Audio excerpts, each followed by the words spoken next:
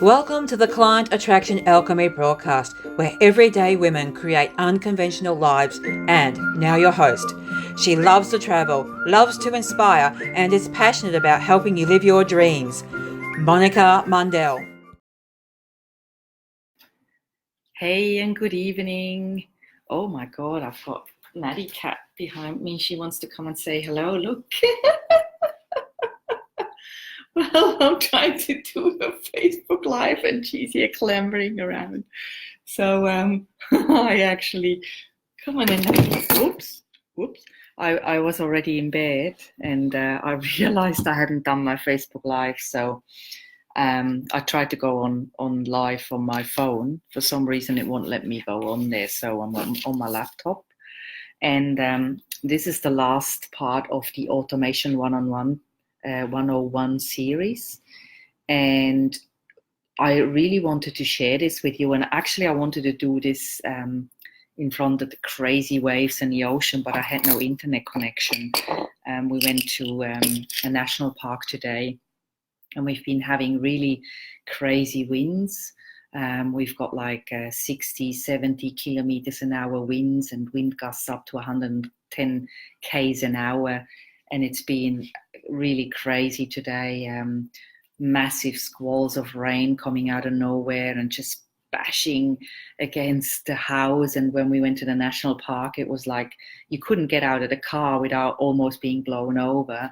And the waves on the shore was just absolutely dramatic. Like, honestly, I reckon those waves were like 4 or 5 meters high and just crashing into the beach. It was spectacular to watch, and it made me remember, that nature has a way to automate itself. When you think about, the automation of, the moon's transit on, in space, like how it transits with the globe, and how it kind of rotates, and we go from, the full moon phase into the dark moon phase and back to the full moon phase, and it just keeps going on and on and on. And it's an automated process. Nature automates itself. It automates the ebb and flow of the seas. It automates the seasons. It automates the weather. We might only see a fraction of it and focus on a part of it.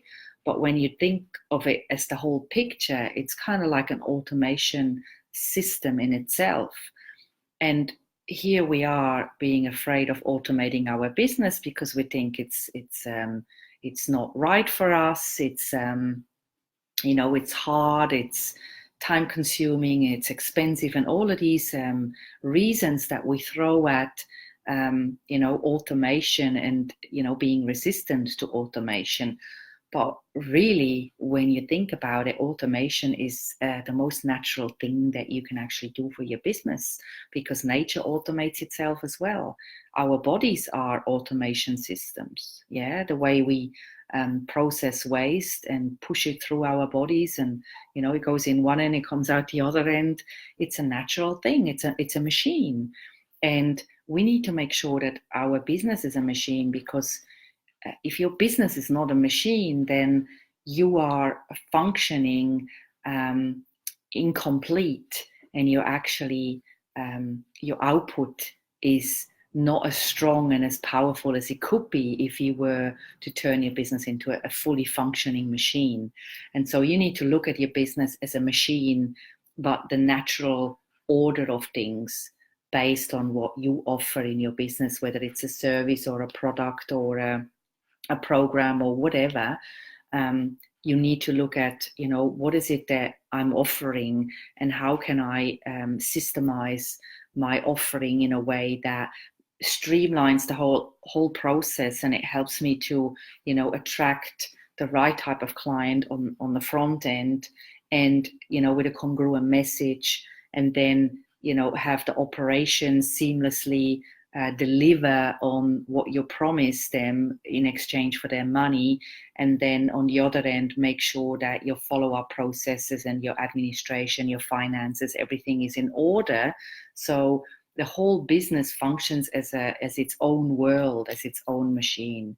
And when you look at it that way, then automation becomes a little bit less scary, and a little bit more natural, because inherently it is a natural thing.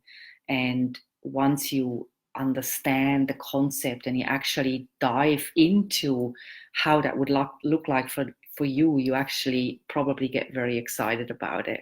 I know I am, and that's why I'm sharing this message with you, because I want to help open your eyes so you actually can help, can scale your business to the next level. Because chances are, if you have been trying to scale your business and you've struggled until now, it's because you're struggling with your operations, you're caught up in the everyday to-dos of your business, whereas you should be taking a more bird's eye view of your business and be more of a visionary, be more of a leader, rather than the doer in the trenches of your business. And that can be quite scary, because as a solo entrepreneur, if you're a solo entrepreneur and you do all the work yourself, then how can you think of it as a system? Because you're doing all the jobs, you're wearing all the hats. But that's exactly the problem. You need to stop doing that and actually start giving the hats to other people so they can wear it on your behalf. And then when you do that, you actually experience the power of systemizing your business. I can't talk anymore. It's late and I'm absolutely wasted. I'm so tired. I've had 3 social days. We've had friends drop by unexpectedly, and I've realized today, I love my friends. Special people in my life, but when I'm with people all day, every day, it just absolutely wears me out. I need that space where I can just be by myself and focus. And I just feel that being with other people a long time over a long time period is draining me. And I'm so tired. I'm really so tired. It's only 11:15 at night, so it's not really that late. But I wanted to share this message with you because it's my Facebook Live that I'm committing to every day for an entire year, and I'm now in month 4 of doing Facebook Lives.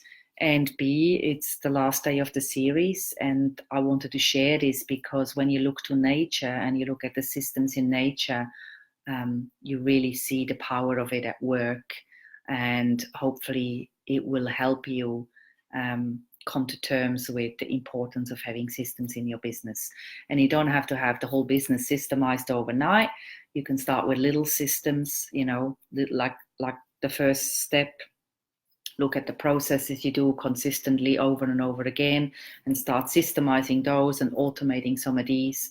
And then once you have that in place, then you can maybe look at hiring some team or, working with freelancers and start to outsource some of the work that you do that maybe you it's not part of your genius, and somebody else would be better suited to do that job for you, which is going to save you a ton of time, which is also going to save you a ton of money in the future.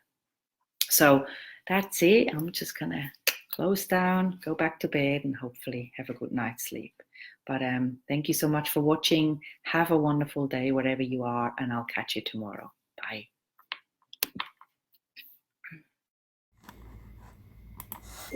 Well, that's it for this episode of Client Attraction Alchemy. Make sure you comment below and tell us what you loved about this video, and we'll see you for our next broadcast.